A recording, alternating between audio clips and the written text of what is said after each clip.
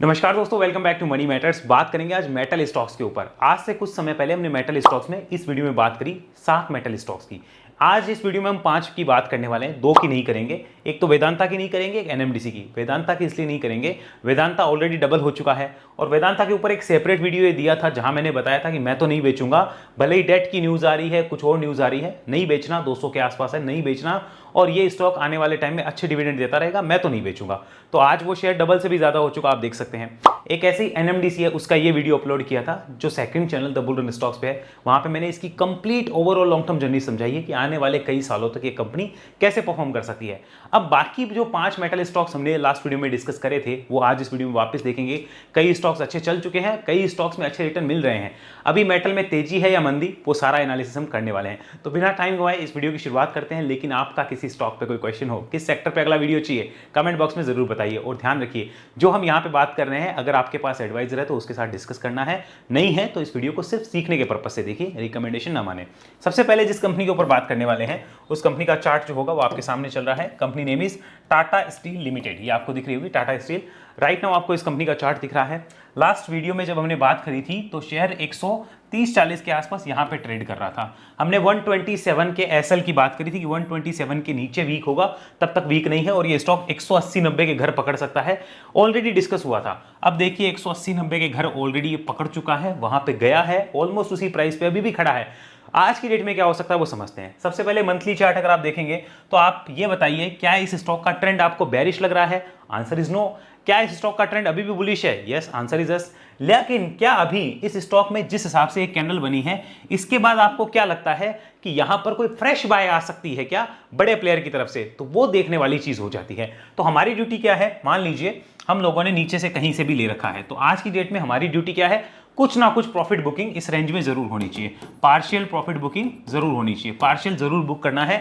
And remaining जो भी हमारे पास रहेगा, मैं अपना बता रहा हूं आपको कि मेरे पास जो रहेगा उसमें मेरा एसएल जो रहेगा दैट इज 148 रुपीज। रिमेनिंग के लिए मेरा एसएल रहेगा 148।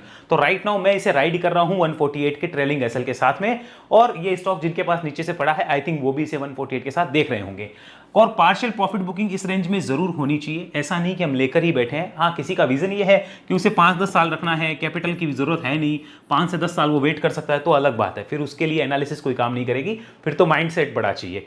और यहां पर जिनके पास पड़ा है उनके लिए ये थ्योरी बनेगी। अगर इसी को कन्वर्ट कर ले एक बार वीकली पे, देख लेते हैं क्या वेरीफाई होता है कि नहीं होता है, बेटर आइडिया और बेटर पिक्चर हमें मिल जाएगी। Look at this is the weekly chart. अभी कुछ समय का वीकली चार्ट है। ये पहले एक रेजिस्टेंस जोन था, यहां पर आके डिमांड जोन बना। तो अब अगर आप इस जोन में वापस एंटर करोगे तो दिक्कत हो सकती है। और यहां जिस हिसाब से फॉर्मेशन है, ये कहता है कि शॉर्ट टर्म के लिए टाटा मोटर्स जो है वो थोड़ा सा साइडवेज टू पॉजिटिव हो सकता है, साइडवेज टू बुलिश हो सकता है, ये इसके चांसेस है। लेकिन हमारा एनालिसिस खराब हो जाएगा अगर ये 148 के नीचे आया, तो हमारा पूरा एनालिसिस खराब। और बची हुई क्वांटिटी मानो मेरे पास नीचे से पड़ी होगी तो मैं बेच के निकल जाऊंगा, या किसी भी बुल के पास पड़ी होगी तो आई थिंक जो ट्रेंड राइड कर रहे हैं वो इसके नीचे बेच के निकल जाएंगे। ध्यान रखिएगा, जो ट्रेंड को राइड कर रहे हैं, जिनका विजन ही 5-10 साल का है, उनके लिए ये काम का नहीं होगा, ध्यान में रखिएगा। अब ट्रेंड राइड हो रहा है, इसके नीचे नमस्ते बन जाएगा, तब तक इस टाइप की सिचुएशन रह सकती है। थोड़ा सा साइडवेज मोमेंटम, साइडवेज जाने के बाद में अब ये स्टॉक ऐसे ऐसे जाने के बाद यहां पे ब्रेकआउट करके और ऊपर जाएगा, नई तेजी बनाएगा। लेकिन अगर ये ऐसे ऐसे ब्रेकआउट करके यहां से ब्रेकडाउन करता है तो फिर ये गेट खुले हुए हैं। ये हमें देखना होगा कि अब करता क्या है, क्योंकि एक स्विंग हो चुका है। स्विंग के बाद देखा जाता है कि अब मार्केट क्या डिसीजन लेगा, और उस स्विंग के बाद में कुछ ना कुछ पार्शियल प्रॉफिट बुकिंग जरूर होनी चाहिए, ताकि आपके पास घर में कुछ प्रॉफिट जरूर जाए। आगे चलते हैं नेक्स्ट स्टॉक पे। सेकंड स्टॉक इस लिस्ट में जो है उसकी बहुत ज्यादा डिमांड है और उसके ऊपर बहुत ज्यादा क्वेश्चंस आए हैं। कंपनी नेम आपको दिख रहा होगा, स्टील अथॉरिटी ऑफ इंडिया। इसके ऊपर भर भर के क्वेश्चंस है, भर भर के डिमांड है। अब इस वीडियो में हम बात करने वाले हैं वहां क्या हो सकता है। लास्ट वीडियो में जब हमने डिस्कस किया था तो स्टील अथॉरिटी जो था वो यहां पर चल रहा था, इस प्राइस के आसपास चल रहा था, और हमने ऑब्वियसली डिस्कस किया था कि इस रेजिस्टेंस को काटेगा तो उसके बाद यहां पर और बुल्स जो है वो एंटर करने की कोशिश करेंगे, क्योंकि ये लंबा रेजिस्टेंस होगा, इसके बाद और देखा जा सकता है। बट इस रेजिस्टेंस के बाद में स्टॉक के लिए जो सपोर्ट होगा लॉन्ग टर्म का, मेरे लिए मैं आपको बता देता हूं, लॉन्ग सपोर्ट जो होगा यहां पर हम लिख लेते हैं, वो हो जाएगा ₹115। यानी अगर अब 115 के नीचे आया स्टॉक तो यहां पे दिक्कत हो सकती है। अभी की डेट में इसका ट्रेंड का सपोर्ट क्या है? 115। प्राइस चल रहा है 147। रिसेंट का ट्रेंड अगर आप देखेंगे आपको पता चलेगा एक करेक्टिव मोड में है। तो यानी अभी फिलहाल क्या ये बुलिश है? Answer is no. Long term में तो बुलिश है वैसे ओवरऑल, लेकिन अभी शॉर्ट टर्म का पिक्चर क्या कहता है? बुलिश नहीं है। क्या मोमेंटम है? करेक्टिव मोमेंटम है अभी। तो इस करेक्टिव मोमेंटम में जिनके पास नीचे से पड़ा है या जिन्होंने नीचे से नहीं लेकर भाई किसी भी प्राइस पे लिया है, उनका विजन लॉन्ग टर्म है, तो आई थिंक उन लोगों के लिए इंपॉर्टेंट सपोर्ट जो यहां होगा वो ये रेंज हो सकती है। चलिए ये देखिए आपके पास आ गया, ये 115 का लेवल हो सकता है। अभी 115 का लेवल आया कैसे, आइए उसको समझते हैं। सबसे पहले यहां पर इसको जूम आउट किया, ध्यान से देखना इसको, ये 115 के लेवल की बात, यहां से 115 ये बड़ा रेजिस्टेंस और स्टॉक नीचे 115 के पास नीचे, फिर से यहां पर 115 के पास सपोर्ट बना के फिर ऊपर, तो यानी इस लेवल के नीचे आएगा और मानो मेरे पास होल्डिंग में पड़ा है, मैं इससे नमस्ते करके निकल सकता हूं, सिंपल। अब ऐसे ही मान लीजिए मेरे पास होल्डिंग में नहीं पड़ा, मैंने यहां पे फ्रेश अभी लिया है और मेरा विजन है कि साल 2 साल रखेंगे या फिर 115 के नीचे आए तो काट देंगे इतना लॉस लेके, तो भी उसको कोई आपत्ति नहीं है। लेकिन यहां पर अभी फिलहाल ट्रेंड देखा जाए तो ये ध्यान रखना कि ट्रेंड बनने के इंडिकेशन फिलहाल आए नहीं है, तो यहां पे साइडवेज है, अभी फिलहाल ट्रेंड बनने के इंडिकेशंस नहीं है। अब ये इसने इसे करेक्शन क्यों किया है, देखिए 175 पे एक रेजिस्टेंस है, 175-80 के पास, यहां से करेक्टिव वेव इसने लगा दी। तो ये करेक्टिव वेव लगने के बाद अगर ऊपर जाएगा, इसको काटता है यहां से, तो फिर एक नई तेजी के गेट खुलेंगे। और सेल का अगर ओवरऑल चार्ट देखा जाए, I am still bullish, long term के लिए अभी भी बुलिश है। 115 के नीचे आते ही मेरा व्यू चेंज हो जाएगा, मेरे लिए बुलिश है। तो सेल के ऊपर मैं लिख सकता हूं यहां पर, सेल ओवरऑल लॉन्ग टर्म ट्रेंड क्या है, बुलिश, विद यहां पे लिख लेते हैं विद ₹115 सपोर्ट। ये मेरा पर्सनल स्टॉप लॉस है 115 रुपए, इसके नीचे आने पे मैं निकलूंगा, वरना मैं इसको होल्ड करने के मूड में हूं एज इट इज। और पार्शियल प्रॉफिट बुकिंग डेफिनेटली होनी चाहिए। आपके पार्शियल प्रॉफिट बुकिंग आपकी कैपेसिटी पे डिपेंड करती है, आपके बाइंग प्राइस पे डिपेंड करती है, वो डेफिनेटली आप करते रहे बीच बीच में, ताकि आपको प्रॉब्लम ना आए। इसी को एक बार कंफर्म कर लेते हैं वीकली चार्ट पे, have a look. Weekly chart आप देखेंगे तो और बेटर आइडिया मिलेगा, ध्यान से देखिए इसको। अब वीकली चार्ट पे सिर्फ इतनी सी पिक्चर में ही आपको बेटर आइडिया मिल जाएगा कि ये करेक्टिव वेव लगी है, करेक्टिव वेव के बाद रिकवरी और यहाँ पे स्टॉक खड़ा है। किसी भी सूरत में अगर स्टॉक इन प्राइजेस के नीचे आ जाता है जो 115 के आसपास के हैं, तो फिर मेरे हिसाब से वहाँ दिक्कत हो सकती है, हमें एक बार सावधान होना चाहिए, रिव्यू करना चाहिए। वीकली चार्ट पे आपको दिख रहा है ये करेक्टिव वेव क्यों है, क्योंकि यहाँ से एक सीधा इस टाइप का जो मूव निकला है, इसका एक करेक्शन हो गया। करेक्शन के बाद में देखते हैं स्टॉक किस टाइप से परफॉर्म करता है। तो क्या लॉन्ग टर्म वालों के लिए एग्जिट बनता है, आंसर इज नो, एग्जिट तो नहीं बन रहा है। कब बनेगा, 115 के नीचे।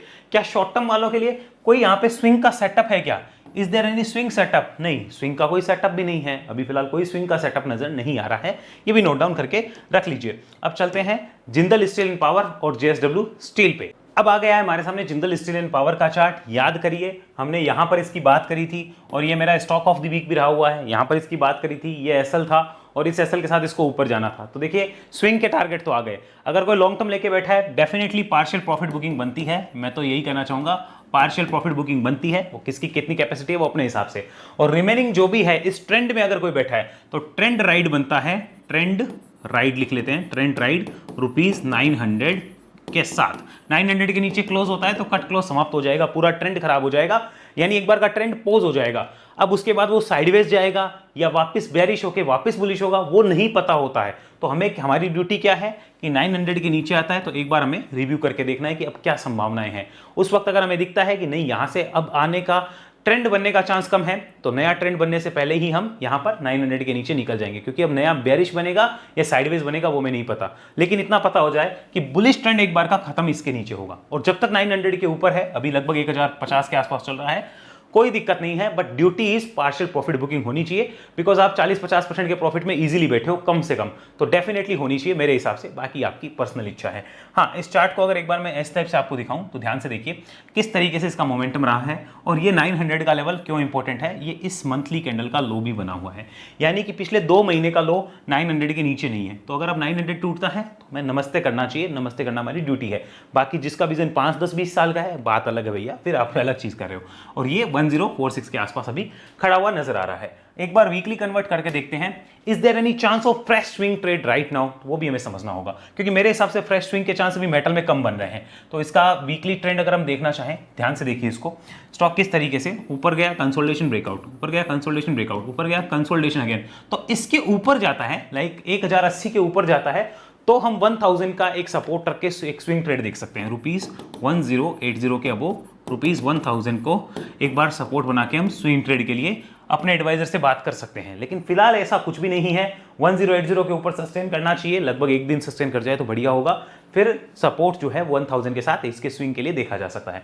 राइट नाउ जो लॉन्ग टर्म लेके बैठे होंगे, आई डोंट थिंक उन्होंने एग्जिट किया होगा, डेफिनेटली वो एज इट इज होल्ड कर रहे हैं, और हमारी ड्यूटी भी मेरी ड्यूटी भी पर्सनली ये बनती है कि मैं इसको एज इट इज होल्ड करूं, लेकिन एक लेवल डिसाइड करना है कि इस लेवल के नीचे आए तो सावधान होना है। वो हो गया है 900 के आसपास का, तो 900 के नीचे आएगा तो एक बार मैं तो रिव्यू करने वाला हूं, तब तक कोई प्रॉब्लम नहीं है। सो अब इसमें एक इंटरेस्टिंग चीज और क्या है तो वो यहां पे समझिए। एक सबसे इंटरेस्टिंग चीज है कि इसने एक मल्टी ईयर ब्रेकआउट दिया है, कोई छोटा मोटा ब्रेकआउट नहीं है। लुक एट दिस, ये नेट हमारा थोड़ा सा स्लो चल रहा है शायद, हाँ देखिए this is multi year breakout. अगर आप ध्यान से देखें 2010 का ब्रेकआउट हुआ है 2024 के आसपास, तो ये 14 साल बाद ब्रेकआउट हुआ है। This is 14 years breakout. तो यहाँ पर डेफिनेटली कोई भी आप ये नहीं कह सकते कि इस स्टॉक में आने वाले 2-3 साल बुलिश नहीं है, डेफिनेटली बुलिश रहने वाले होंगे और डेफिनेटली अच्छे रह सकते हैं। मेक श्योर करिए कि आपका विजन क्या है। अगर आप ट्रेंड राइड कर रहे हैं, इसके नीचे एक बार सावधान हो जाइए। आपका विजन है 2-5 साल का, तो टोटल विजन चीज़ अलग है, हर चीज़ अलग देखी जाएगी, उसका तरीका अलग होगा। आगे बात करते हैं नेक्स्ट स्टॉक पे। नेक्स्ट स्टॉक इस लिस्ट में हमारे सामने JSW steel limited. JSW steel को आप काफ़ी टाइम से देखिए, एक बार मैं इसका मंथली चार्ट पूरा आपको करके दिखाना चाहूँगा। ध्यान से देखिए इस स्टॉक का ट्रेंड क्या रहा था। 2018 से एक गिरावट आती है, कोविड तक ब्रेकआउट हुआ, ब्रेकआउट के बाद वो ऊपर गया, ऊपर जाने के बाद एक काफ़ी समय से साइडवेज है। अगर आप इसको ओवरऑल लॉन्ग टर्म चार्ट्स पे देखना चाहें तो 2021 में इस स्टॉक ने करीब 750-800 के भाव लिए थे। 2021 से 2024 आते आते अभी रिटर्न कुछ खास मिले नहीं हैं, कोई बहुत अच्छे रिटर्न्स नहीं दिए हैं इस कंपनी ने अपने इन्वेस्टर्स को। यहाँ पर अभी 940 के आसपास स्टॉक चल रहा है। इस स्टॉक में जो ट्रेंड है पूरा का पूरा खराब हो जाएगा अगर स्टॉक 770 के नीचे आया, 770 के नीचे आता है तो पूरा ट्रेंड खराब होता है। जब तक 770 के नीचे नहीं है स्टॉक का ट्रेंड बुलिश है, और जिस हिसाब से निकला है आने वाले समय में ट्रेंड बुलिश रहने की संभावना है। तो इसका ट्रेंड अभी खराब नहीं हुआ है, अच्छा है। क्या यहाँ पर फ्रेश सेटअप बनता है, आइए वो और देखते हैं। एक बार मंथली चार्ट पे कन्वर्ट कर लेते हैं।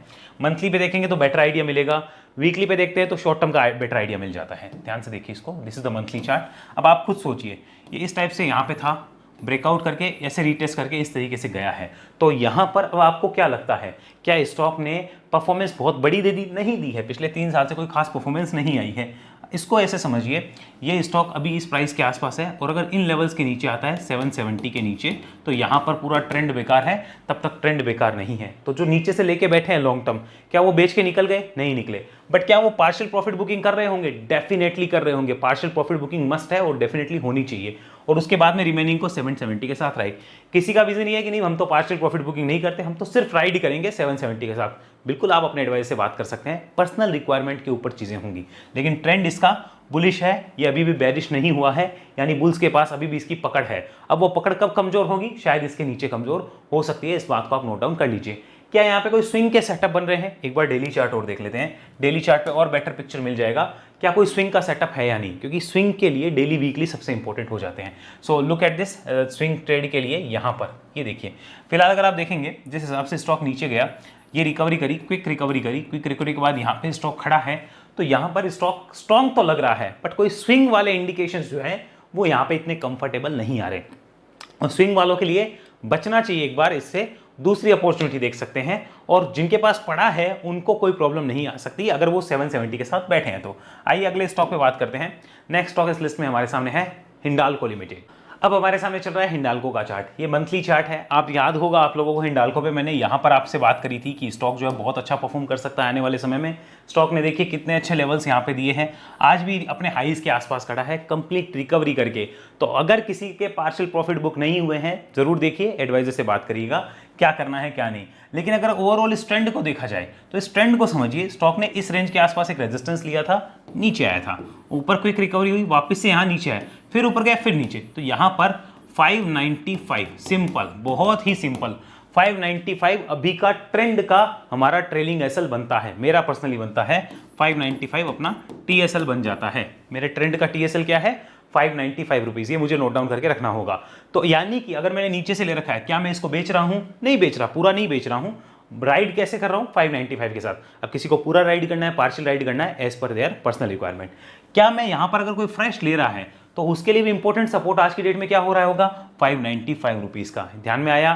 तो 595 यहाँ पे इंपॉर्टेंट टीएसएल बनता है मेटल के ऊपर। तो अगर मेटल स्टॉक्स को सबको देखा जाए, यहाँ पे बेरिशनेस उतनी नहीं हुई है जितनी की मार्केट में बन रही है, लेकिन हाँ यहाँ पर एक बार सेटअप बनने की देरी है कि फ्रेश सेटअप कैसे बनते हैं, ओवरऑल लॉन्ग टर्म चार्ट्स देखे जाएं बुलिश ही हैं, अभी तक बेरिश नहीं हुए हैं। एक बार इसको वीकली पे और दिखाता हूं आपको, बेटर पिक्चर आपको मिल जाएगी। वीकली चार्ट पे हम ये देख लेते हैं क्या कोई फ्रेश स्विंग बनने के इंडिकेशंस है क्या, अगर हाँ तो उसको भी हम एनालाइज करेंगे, उसमें क्या दिक्कत है। तो ये वीकली चार्ट हमारे सामने ओपन हो गया। अगर वीकली चार्ट को भी आप देखना चाहेंगे, लुक एट दिस, ये कितने लंबे टाइम का कंसोलिडेशन था जिसका ब्रेकआउट करके स्टॉक निकला और यहां पर इसने एक जो है वो टेम्पररी बॉटम बनाया। अब स्विंग है क्या वो हमें देखना है। तो यस डेफिनेटली एक स्विंग बन सकता है, लेकिन वो बनेगा कब, वो बनेगा ₹710 के अबोव, 710 के अबोव बनेगा, जिसमें ₹660 क्या हो जाएगा, सपोर्ट हो जाएगा। ये एक स्विंग और बन सकता है वहां पर, कब, जब 710 के अबोव स्टॉक जाता है। क्या अभी फिलहाल कोई स्विंग है, आंसर इज नो, अभी प्रॉपर बना नहीं है। अभी हम तैयारी करके बैठे हैं कि इसके ऊपर जाएगा तो स्विंग बन सकता है, और अगर उसके ऊपर नहीं जाता है तो हमारे लिए कोई स्विंग की अपॉर्चुनिटी नहीं है। क्या हमारे पास नीचे से पड़ा हो तो अभी की स्ट्रेटेजी क्या होती है भाई, मेरी तो यह है कि 595 के नीचे आएगा मैं नमस्ते कर दूंगा, जब तक 595 के नीचे नहीं आता हम रखेंगे। तो क्या इसका मतलब है हम कुछ भी प्रॉफिट बुक ना करें, बिल्कुल नहीं। अगर हमें कुछ कंफर्ट नहीं आ रहा है, हमें पार्शियल प्रॉफिट बुकिंग हमेशा करनी चाहिए इस टाइप के चार्ट्स पे। जब भी कोई न्यूज की वजह से कुछ ऐसा होता है, उसके बाद हमारे लिए रिस्क मैनेजमेंट सबसे इंपॉर्टेंट टास्क होता है। सो रिस्क मैनेज अगर करके चलेंगे हमारे लिए बेटर होगा, और अगर रिस्क मैनेजमेंट नहीं कर रहे, we are doing something unfaithful खुद के लिए हम कुछ ऐसा कर रहे हैं, ये भी ध्यान में रखिएगा। तो ये आपको क्लियर होगी। अब यहां पर समझिएगा, मैं कुछ चीजें आपको बताना चाहूंगा। सबसे पहले हमने बात करी थी टाटा स्टील पे, तो टाटा स्टील में यहां पे क्या देखा, overall long term trend bullish है। क्या यहां पे स्विंग है अभी फ्रेश का, नहीं स्विंग नहीं है। और उसके बाद हमने बात करी थी सेल के ऊपर, तो सेल में ओवरऑल ठीक है, लेकिन स्विंग है क्या, आंसर इज नो, कोई स्विंग नहीं है। फिर हमने बात करी जिंदल स्टील एंड पावर पे, जिंदल स्टील एंड पावर पे, उसके अंदर भी हमने देखा कि ओवरऑल ट्रेंड कैसा है, ओवरऑल ट्रेंड बुलिश है। स्विंग कब है, अभी फिलहाल नहीं है, बन सकता है, बन सकता है, हम यहाँ पे लिख लेते हैं बन सकता है, और उसके लेवल्स हमने डिस्कस करे हैं। फिर हमने बात करी जेएसडब्ल्यू स्टील पे, तो जेएसडब्ल्यू स्टील पे कोई स्विंग है, आंसर इज नो, फिलहाल कोई स्विंग नहीं है, ओवरऑल ट्रेंड बुलिश है। फिर हमने बात करी हिंडाल्को पे, देखिए आपको सारी चीज समझ में आनी चाहिए। हिंडाल्को पे क्या फ्रेश स्विंग है, नहीं है, लेकिन बन सकता है, तो उसके लिए हमने लेवल जो है वो ऑलरेडी डिस्कस कर लिए हैं। सो आई होप आपको क्लियर हुआ होगा क्या चीज़ की रिक्वायरमेंट है आपकी, वो आप क्लियर करिए, आपको आइडिया मिल जाएगा। इसका ट्रेलिंग एसएल क्या है वो हमने डिस्कस किया, इसका डिस्कस किया, इसका सबका डिस्कस किया है। यानी जिसके पास नीचे से उसको कंप्लीट आंसर मिल जाता है इस वीडियो से, उसे क्या करना चाहिए, उसके लिए एडवाइजर के साथ क्या बात करनी है अपने एडवाइजर से, वो उसको आइडिया मिल गया। किसी के पास नहीं लिया हुआ, कोई फ्रेश लेना चाहता है, तो उसे अपने एडवाइजर के साथ क्या बात करनी है, उसे वो भी आंसर मिल गया। सो आई होप आपकी हेल्प हुई है, कुछ आपको जानकारी अच्छी मिली होगी।